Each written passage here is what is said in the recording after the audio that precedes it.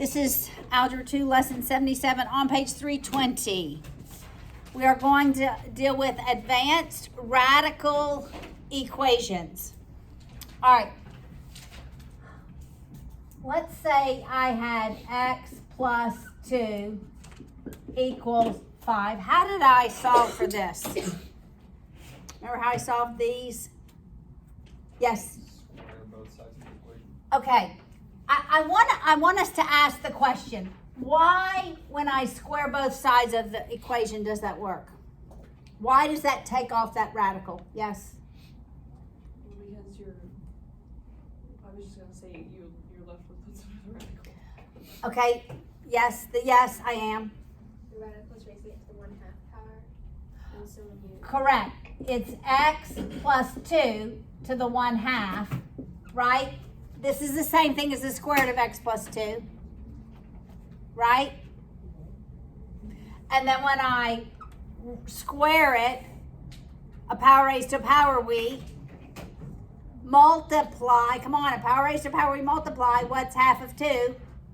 That's why we're just left with what's under the radical. Make sense? Okay, well, this lesson, we're going to have cubic equations. So, if this were, okay, let me say one more thing. Did this work? Nope. No, because I can't take the square root of anything to get me a negative number. What about this? Will this work? Yes. Because a negative times itself 3 times is a negative number. Make sense? Okay. All right. Now, we'll look at example 1 on page 321. And remember, you have to check your answers.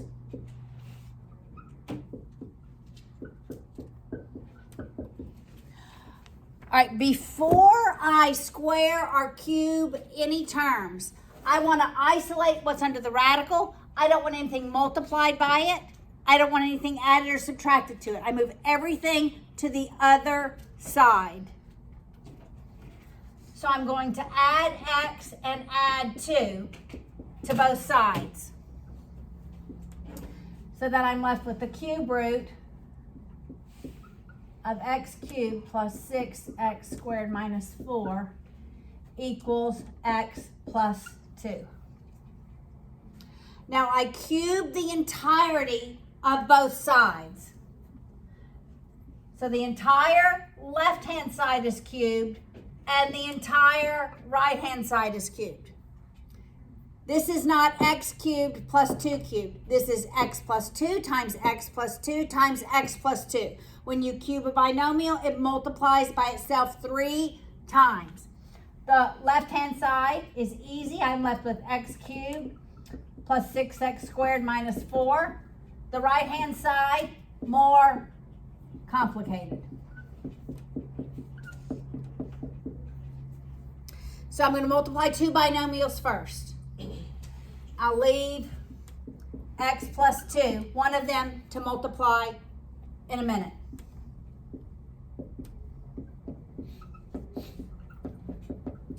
All right, x times x. What's my middle term? 4x, because it's my 2x and 2x. And my last term? 4. All right, now I'll multiply by that last binomial. So I'll multiply x by all of them. So x times x squared. X times 4x. X times 4. Now let's multiply 2. 2 times x squared. I'm actually going to write it underneath so I can keep my like terms together. It'd be easier to add in the end. 2 times 4x. And 4 times 2. All right, let's add our like terms on the right-hand side. And we end up with x cubed plus 6x minus 4 equals x cubed plus 6x squared plus 12x plus 8.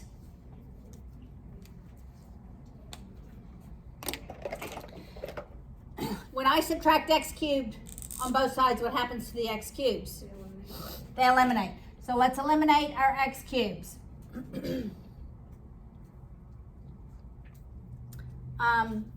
I lost my squared on this x. Do they simplify too? When I subtract 6x squared on both sides,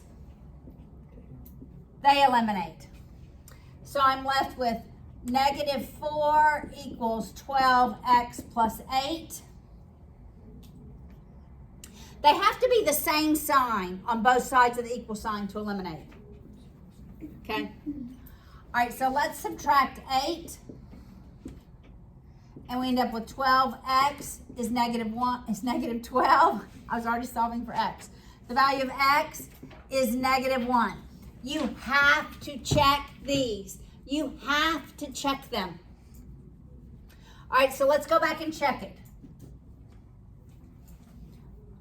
What is negative 1 cubed? It's negative 1. Plus 6 times negative 1 squared. What's negative 1 squared? 1. 1 times 6. Minus 4. Okay, the radical sign ends there. Minus the opposite of 1. Minus 2 equals 0. Okay, what's in here? Negative 1 plus 2. And just 1. It's just 1, right? Square root of 1 plus 1 minus 2 equals 0. What's the square root of 1? Thank you, somebody knows this. Several people left square root of 1 on the last test. Is it the cube root or square root? It's the cube root. It's still 1. Yes, thank you. I did not even write the cube root. And it's 0. It works. It checks out. All right, so you have to check these. All right, so you're going to have cube roots. You're also going to have multiple square roots, like example 2.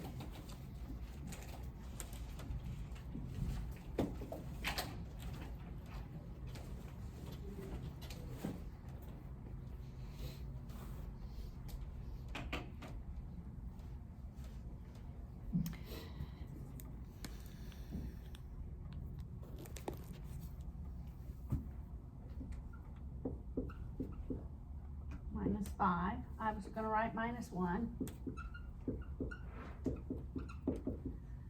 All right, so when you have multiple radicals, with this one, I would absolutely isolate the bigger radical, move everything else to the other side. So we're going to move the square root of k and 1 to the other side.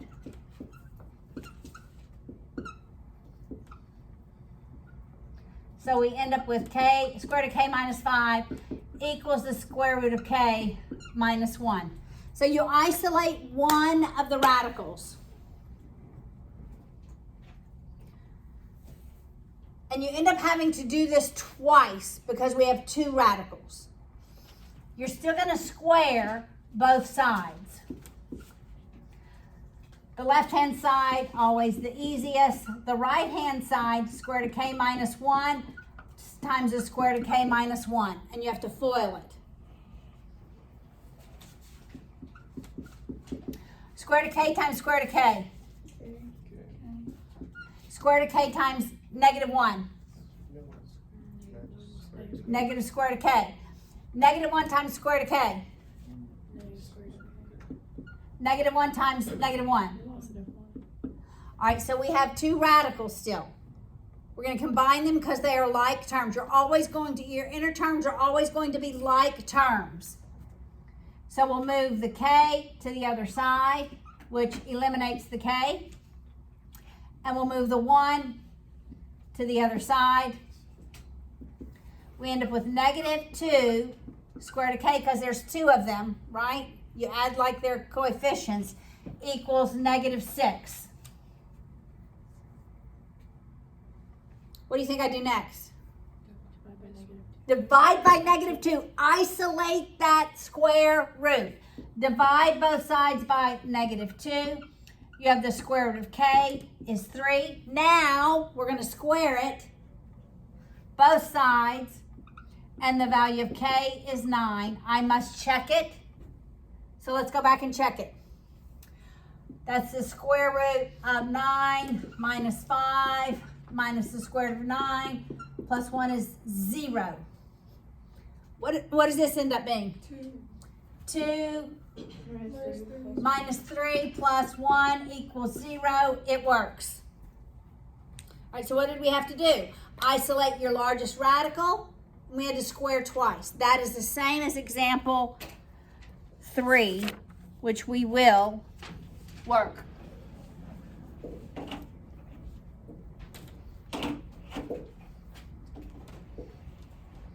You're going to end up eventually having 2 binomials underneath the radical. But for now.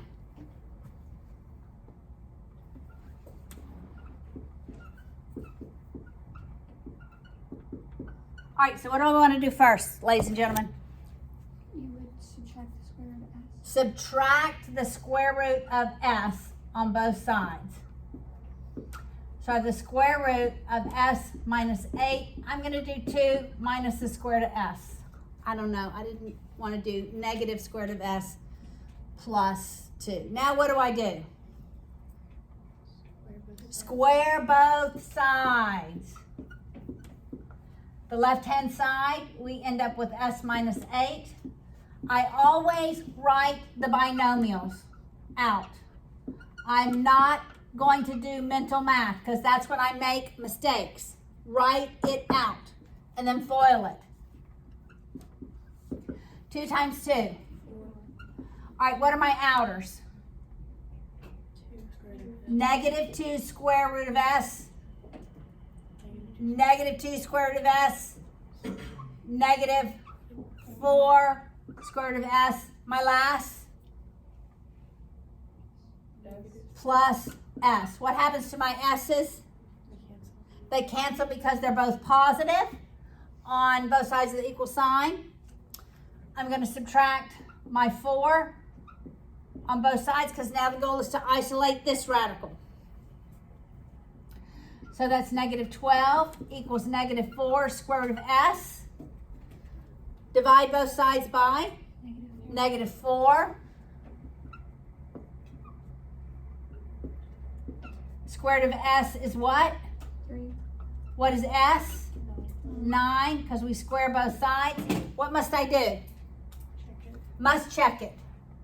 So the square root of 9 minus 8 plus the square root of 9 equals 2. What is this? 1 plus 3. Does it equal 2? No. It does not equal 2. There are no solutions. No solutions.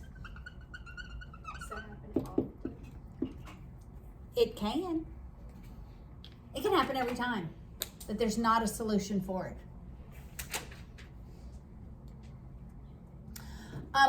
Let's go back here. Why do you think this happens?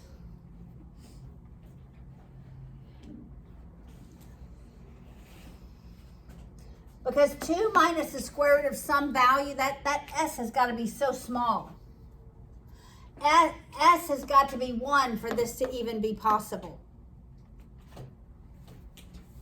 Without it being a negative number, because it has to be a positive number. But if s is 1, does this work? 1 minus 8, you can't take the square root of that. You see the logic behind it not working?